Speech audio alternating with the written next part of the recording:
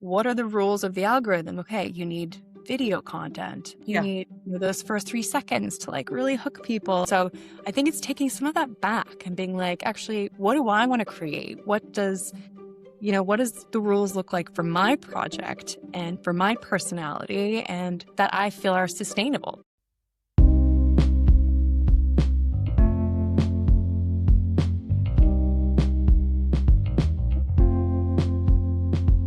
Hello, everybody. Welcome to Culture Codes, the podcast. I'm Felicitas Olszewski, unpacking cultural influence at the intersection of brand, product, and innovation every week. You can find us on culturecodes.substack.com. Today's guest is Charlotte Rubesa, a comms strategist and the founder of Quiet Media, a print-first magazine exploring a timely cultural question. Why, in a world built for constant connection, are so many people craving a life online? From digital overwhelm to the return of tactility, Quiet Media looks at what happens when creators, brands, and audiences begin to value depth, intentionality, and slower cultural cycles in an environment built for speed and constant output. We'll talk about how the shift away from always-on culture is influencing us, the strategy behind launching Quiet Media, the realities of starting a print publication, and what readers can expect from this first edition. Welcome, Charlotte. Thank you. Thanks for having me. Very exciting. Charlotte, it's so great to have you today. To start off with, can you introduce yourself and your background and what led you from comms strategy to launching Quiet Media? Yeah, of course. Very good to be here. I have been working in advertising for about a decade in this role called communication strategist or, connection strategist or comms planner. When I started, it was quite a niche role, I would say, and still sometimes it is because not all agencies will have it. But essentially what it is, it's sitting between brands and creatives and asking, how do we get people to experience this idea? How do we get it out in the world? How do people move through it? How do we get people to talk about it? So at the center of that practice is always, how do we get people's attention? That's essentially what this role has been in different forms. So a big chapter for me was working for 4 years in-house at the Lego Group. So working on kids advertising for good reason. There are restrictions. There are limits on where you can go, what you can say. There are these ethical kind of boundaries around what's the implication of this message and this channel choice, right? So you're constantly thinking about responsibility and long-term impact and not being manipulative and pulling those levers that I think we don't have the same thing for grown-ups, for adults, right? So when I moved back to agency last year, suddenly that kind of creative ceiling just kind of expanded, right? So which was very exciting from a creative point of view. And I did realize I carried that consciousness with me and that kind of intention and that the questioning. So I couldn't quite unsee that question of, how we show up in people's lives and how we're so, we're vying for attention and instead of thinking, how do we really earn it? So at the same time, I also noticed some brands and founders and products that were experimenting with different rules of success and different rules of engaging with people, and that was really inspiring to me. They were building things that were more intentional, more, less extractive and more just respectful, I think, of people's time and people's focus. And I just became really drawn to those stories. So in that process, I wanted a place to collect them and then it kind of came to the idea of starting some kind of format that could collect these, whether that's a Substack, which was kind of coming up last year. And then that name Quiet Media came up and then I started to think, well, okay, I think this is going to be a print zine about attention and about how we treat it and how we spend it, where we spend it. And so actually that connection between my role and my professional history and this zine is actually quite a logical one in the end. Yeah, you're right. There was a path destined for you to lead you to this idea. Yeah. So I love everything about it. For our listeners' context, Charlotte and I met during our advertising days, and I have obviously ever since moved on professionally into the earned media world because that was an area that I did not quite know so well yet. And the topic of attention is interesting. And if you listen to this podcast regularly, that were all about understanding cultural relevance in an age where there couldn't be more noise, there couldn't be more clutter, there couldn't be more content. And we're all drowning in the information that's available to us day in, day out. And so with your idea of quiet media, breaking that cycle and introducing a moment of pause, I thought that was so interesting and so much hitting the zeitgeist. It also looks so beautiful. By the way, I'm going to, of course, in the show notes include a couple of snippets of what it looks like. And so I think you're hitting really, culture in the right way at the moment with launching a magazine like this. Tell us a little bit more from your strategist perspective. You're building quiet media around this growing tension between speed of information and the ability to really absorb culture more deeply. What cultural signals made you feel this shift was really worth exploring now? Gosh, first of all, thanks so much. And, the design I have as a strategist is not my forte, but it's been kind of interesting. I wouldn't be able to tell. I think it's great. Oh, I've been working with incredible designers. So yeah, absolutely. Also been dipping my toe a little bit in creative director mode, but it's definitely new territory for me. But yeah, in terms of signals, I think last year was quite pivotal, I found, because what was happening last year for me coming back to agency was, this tension between brands and their objectives and consumers and culture. So while, we were still talking about, always on strategies for brands on social and higher reach and frequency plans, I think what I was seeing was that actually people are rejecting that more and more and looking for ways out of that. And in a way, we've always kind of been ad blocking and stuff like that. But I think the rejection of social almost started to kind of take shape a little bit. So I saw that tension of the objectives not really matching or not really being totally fully aware of where people are. And, last year I started then collecting different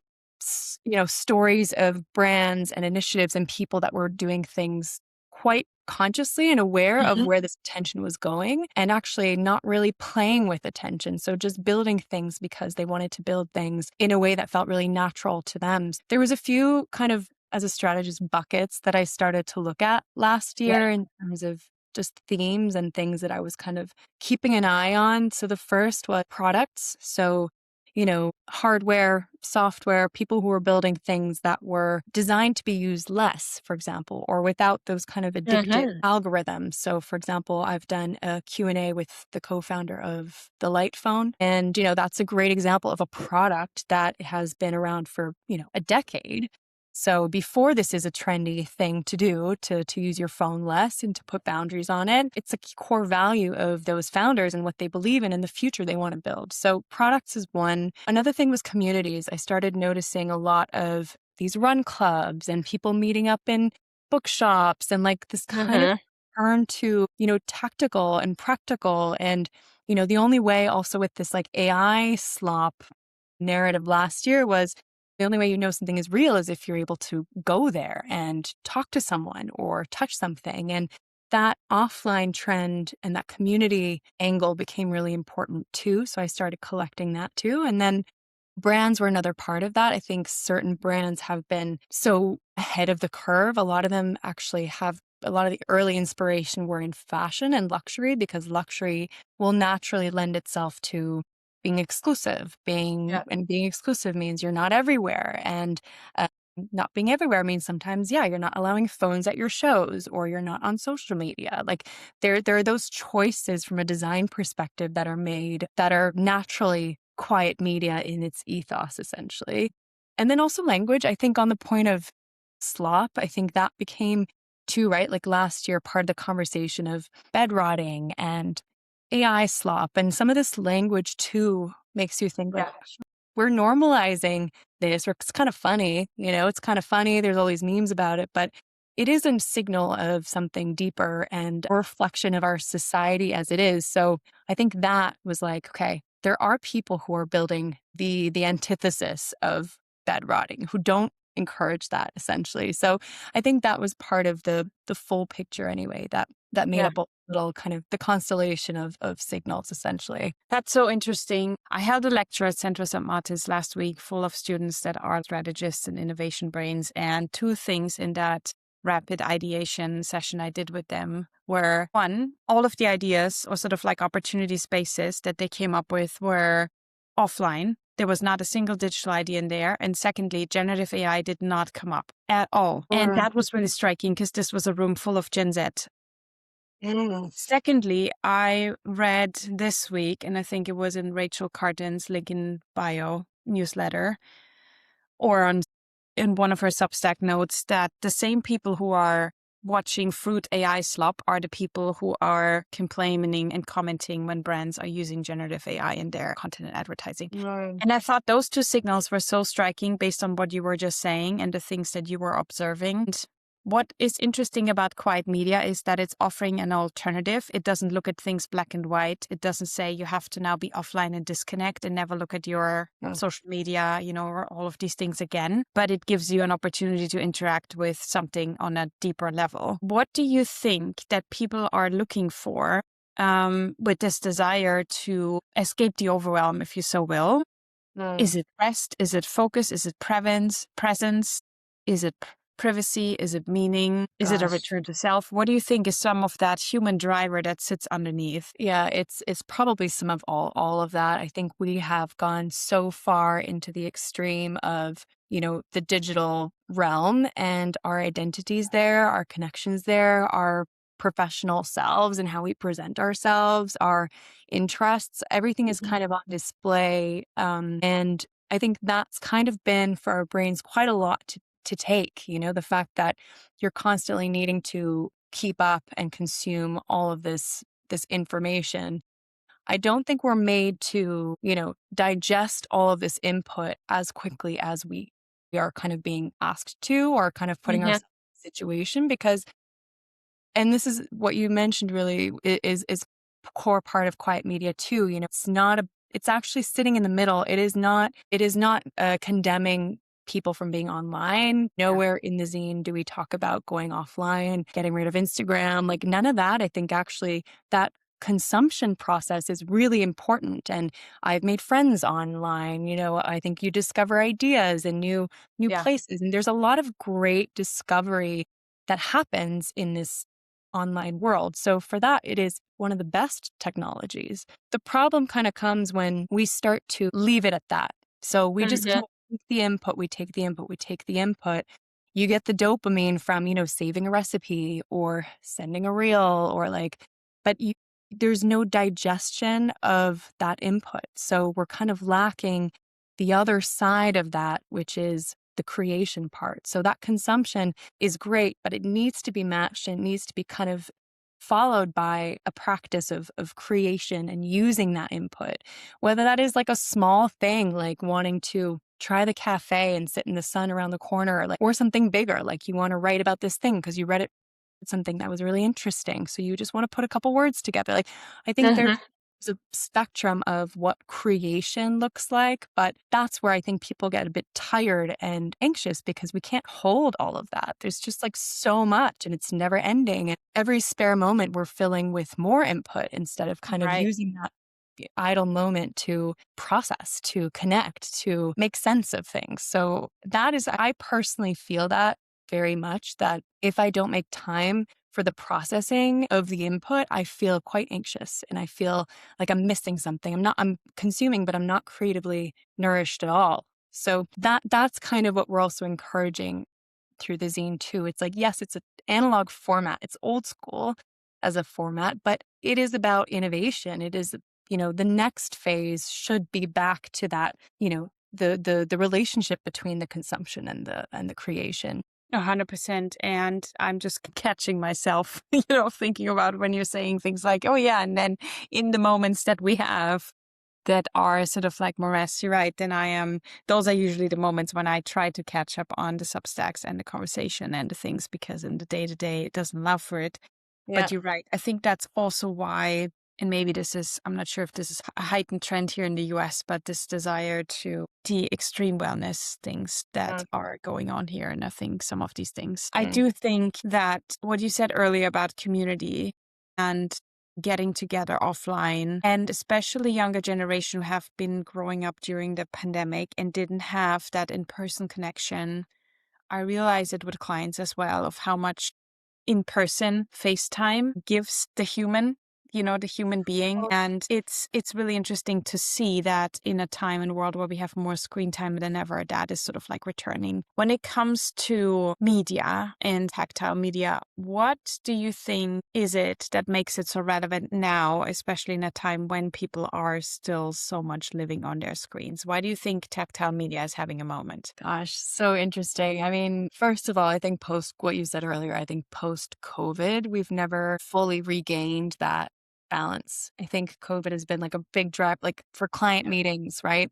Client meetings, now everything is on Zoom, everything's on video instead of going over to the client or just actually chatting on the phone, or everything has kind of been moved to screens and it's never really moved back or forward from that. Again, I think there's this desire for us to take a bit of like a break from our screens, very simply.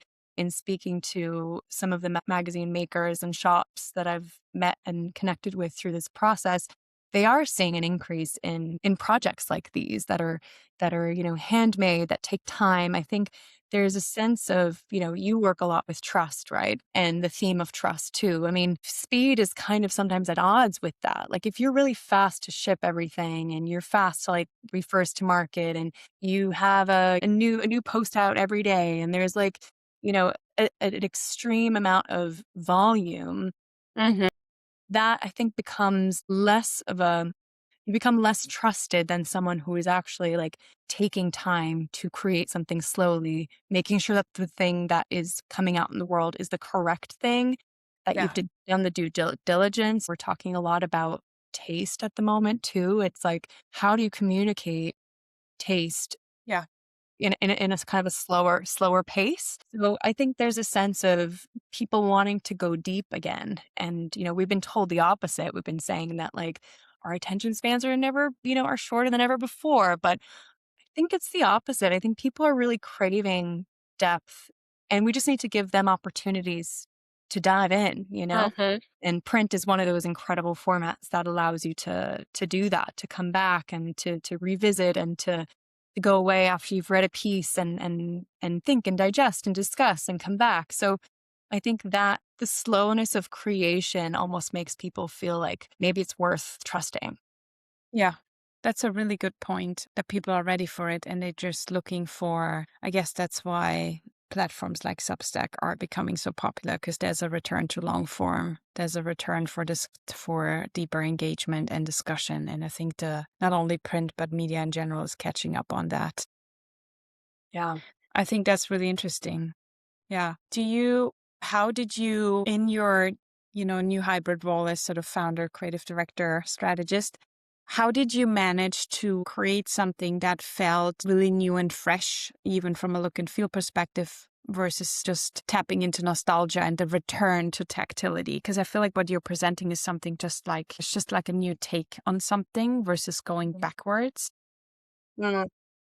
How did you shape that concept? Yeah, I mean, print, it's interesting because, yeah, I think that is it. Like, zine, it's like there's so many ways this could have been brought to life, right?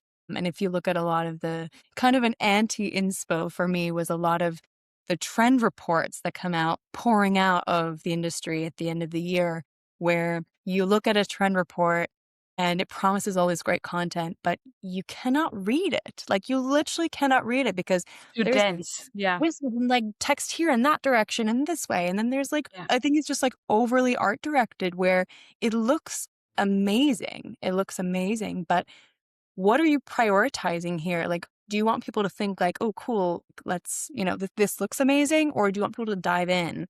And I think from the beginning, what we had as a kind of a design principle was um, legibility. So we wanted it to be really like easy and straightforward to read, almost like a calming experience versus a hectic one. So that's another thing of like text and print can be can be quite modern and innovative and like hectic, but it can also be quite calm and relaxed.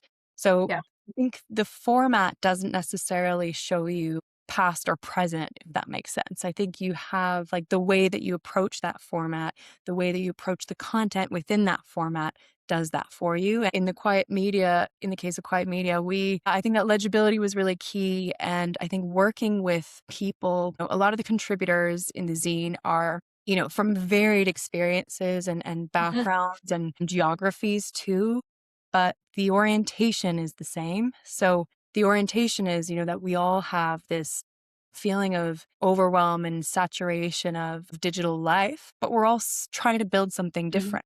So Yeah. that's why for me, it felt like it was about the future too, because it wasn't about we should do this and that, or, technology is bad. It's really like a collection of voices that are showing you what is possible. So Yeah. what's within academia, what's possible in, for freelance strategists, for creatives, for directors. Like there is a really broad range of future essentially presented in it. And I think it's a really hopeful one, actually, if you look at the collective. Yeah. How did you find and select people, your contributors? Some I knew already from Uh-huh.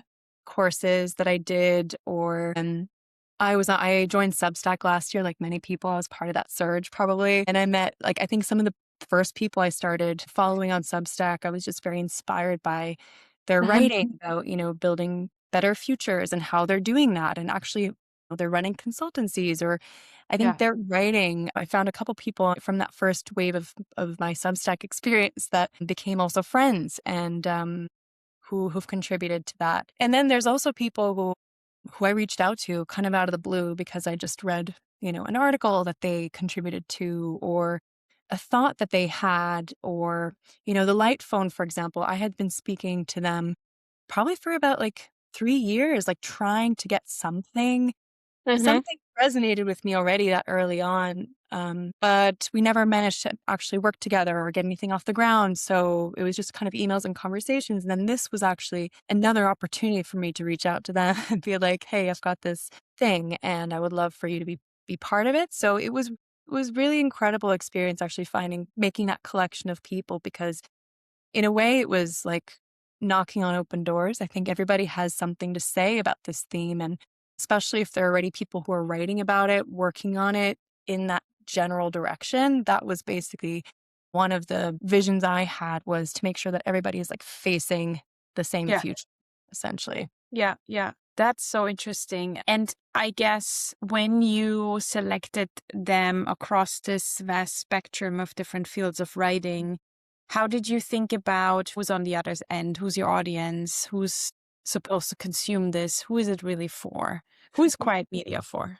Gosh, this question, my designer asked me this question as one of the And you're first. like, that is the question as a comm strategist. I should be able to answer like this. Totally. And you know what I said? I was like, it's me. It's literally me and people like me who are Yeah. working in this industry and kind of thinking something can be different, or, people who are, and obviously since I've kind of evolved it, but that was a hard question initially, because I was like, and initially it really was just for myself. I wanted to collect all these stories and potentially start a Substack with them. So I was like, I'm just Yeah. going to collect all these incredible things that different brands are doing, different people are building, and kind of collect that on a publication on Substack. And I was thinking that would be quiet media.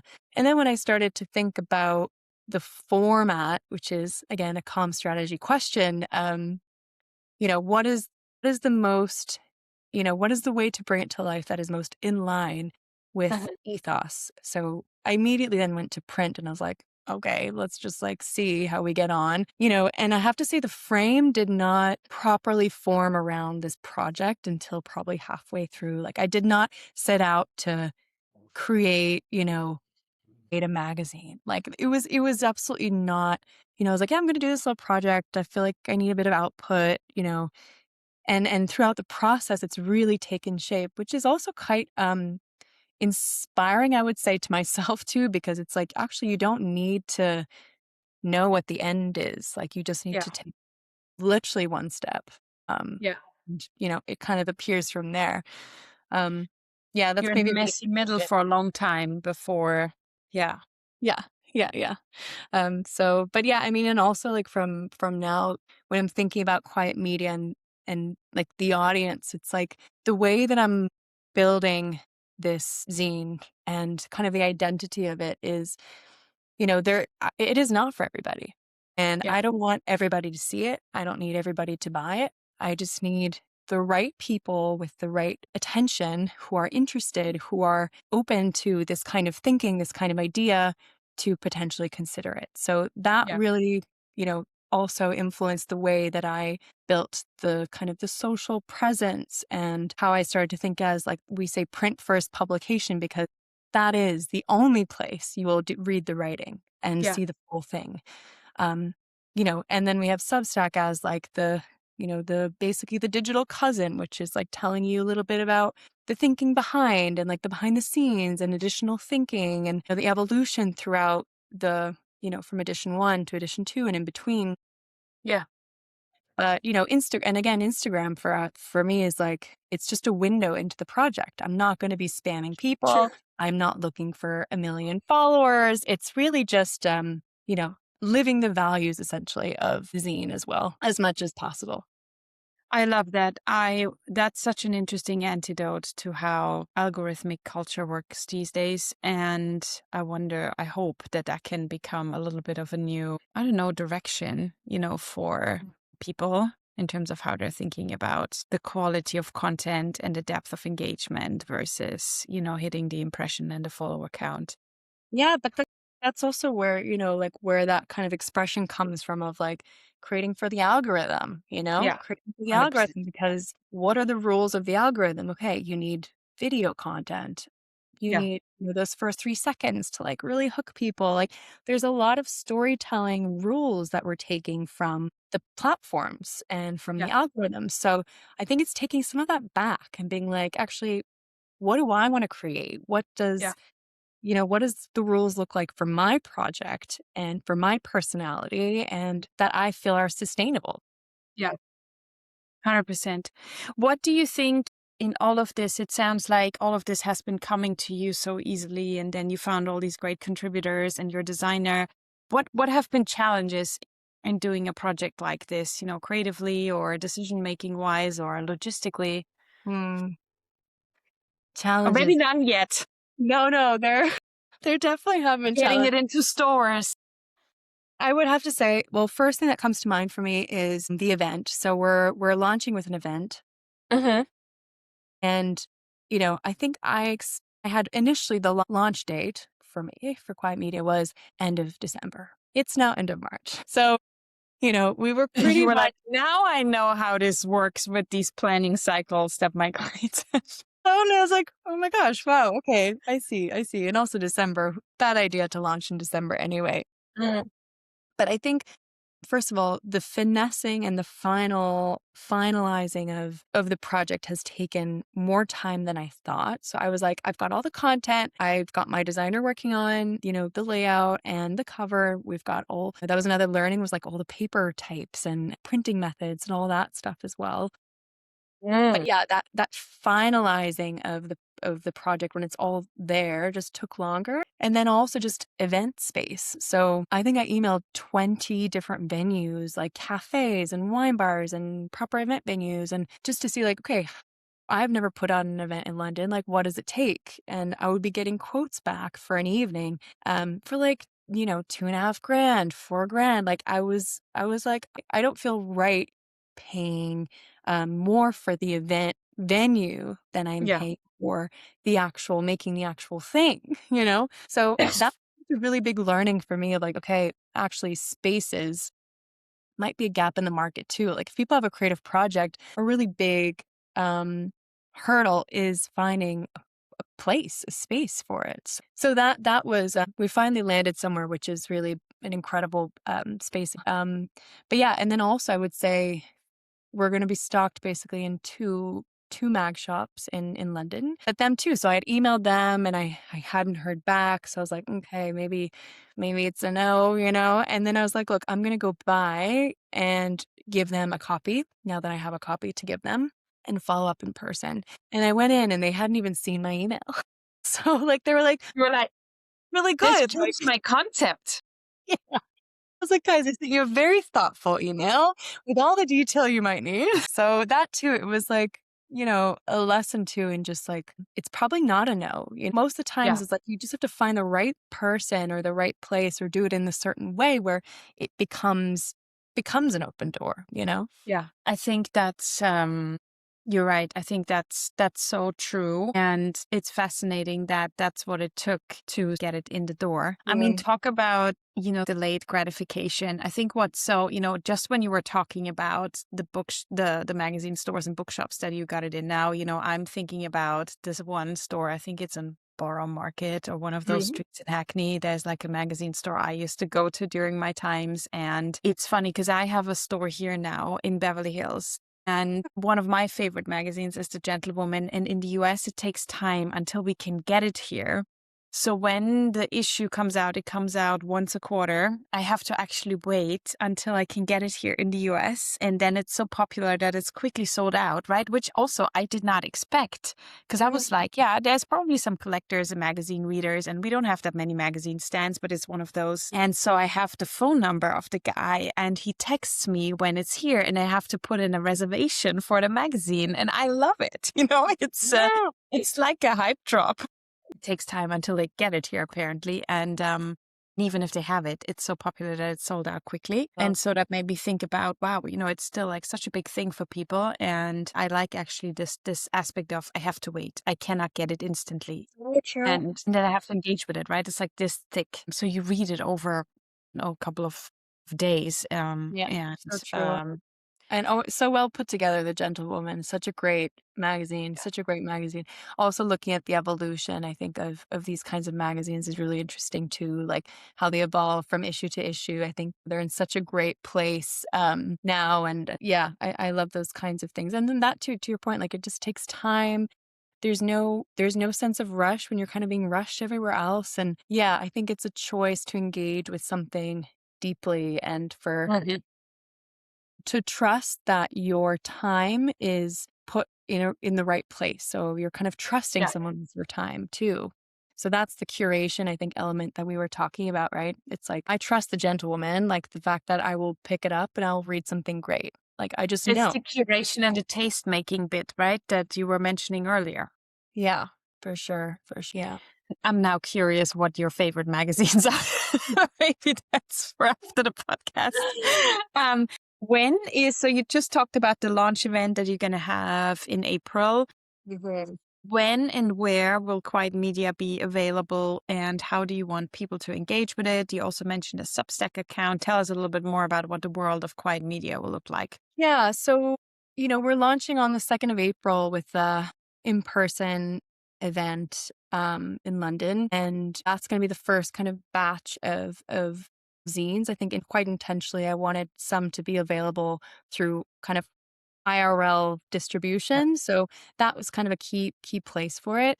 As I mentioned, 2 shops, so Mag Culture in London as well, and Shriji in Marylebone, so also London. So that's really exciting. That's kind of like the in-person physical footprint. And then it's going to be available on Metalabel as well. Some limited kind of copies. I think there's going to be around 100 available on there.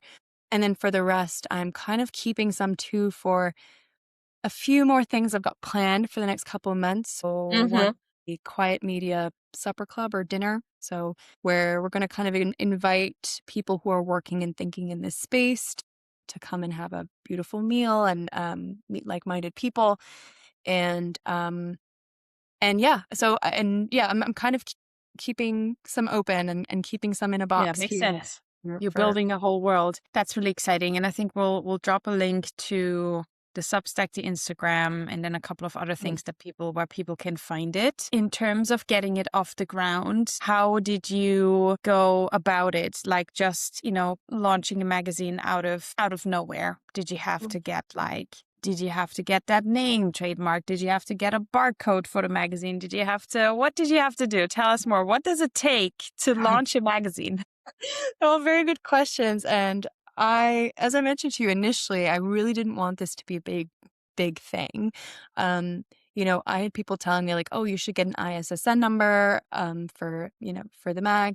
And I was like, no, initially I was like, no, I don't need it. I don't want it to be such an official thing. And very soon after, I was like, okay, well, you know what? Actually, like, I think that's probably a good idea to get an ISSN number. So I had to get in touch with the UK office here, fill in some forms, and now it's, I had to send a copy over. So it's kind of like an official now thing that exists in the world, which is actually quite cool because I've never made a thing before. All of my work is kind of intangible, right? And, and then, yeah, I've got a trademark on Quiet Media for the UK too. So that was also another application. I got my first scam attempt to Quiet Media, got a letter in the mail being like, you owe us money. I was like, who are you? So I was like, don't believe you. Like, anyway. So Yeah. there's like, yeah, a few structural things that have been starting to put into place. It's by no means, finished or so. I think there's probably still so much that I haven't figured out. But so far, that's kind of been the setup. There's no barcode on the zine. It hasn't been, that was one of my worries. Like if I need one, if I need to print that on the actual zine, because it's obviously very delicate and that would kind of ruin the Yeah. vibe. Yeah. But a lot of independent zines, when I went to the shops and did my research and looked into a bunch of them, didn't have that. So yeah, that for me was a lot of research I was doing on the back end of, asking myself that same question too of like, how do Yeah. I make this thing? Make this thing. Yeah. And now it's almost here. My Yeah. final question is, what was the one thing that surprised you most in the process? And what can people expect from the first, now that it's here, final edition? What surprised me? I mean, I probably just didn't expect, as a strategist, I expected the hunter-gatherer phase of research and, talking to people and identifying themes and these buckets and curating the pieces in an order that made sense. Like that, to me, I expected all of that. But everything else around it, I didn't see myself having to order paper samples and like that stuff. I had no idea. The tactile aspect of it. Yeah. Yeah, and everything else, I think all of the smaller details that go into making an artifact like this were just unknown to me. I think if I had known everything that I would be looking at the beginning, I might have been like, "Well, I don't know if I'm gonna do this. Could I do that? I don't know Yeah. if I can do that." But again, taking it step by step and piece by piece, I've also learned so much in the process of doing this, and for my own creative soul, it's been amazing because I've learned how to trust my ideas as well, right? How do you, back your ideas? How do you get to the end with an idea? Because a lot of them don't make it to the end. A lot of them, there'll be obstacles and self-doubt and all this stuff that doesn't allow you to finally cross that line with the thing.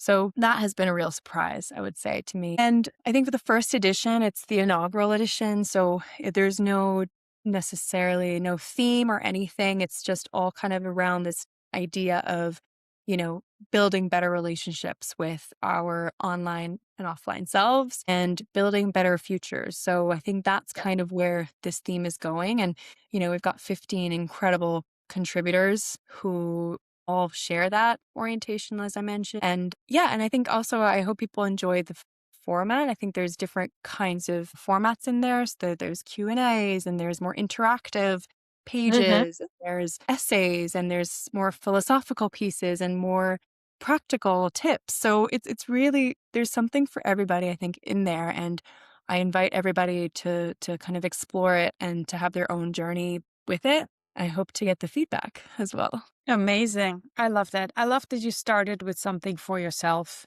and you identified that was a need and a gap. And then you got 15, creative brains and minds to contribute. And now you're going to launch it to, people who want to engage with something on a much deeper level. Well, congratulations on this step. Thank You're right. you. I think it's not easy to get things off the ground and really do them. And I think you're already thinking ahead with your support club and some of the other things. So we'll be excited to follow that. I will try to get my hands on one when I'm in London next. Thank you. And for everybody else, I will link the links to Substack and the online presence of Quiet Media in the show notes. Thank you so much, Charlotte. It was great to have you on today. Thanks. If you like this episode, please like, share, and subscribe. You can find us, of course, on Substack, but also on YouTube and Spotify. Thank you so much, and I'll see you soon. Thank you.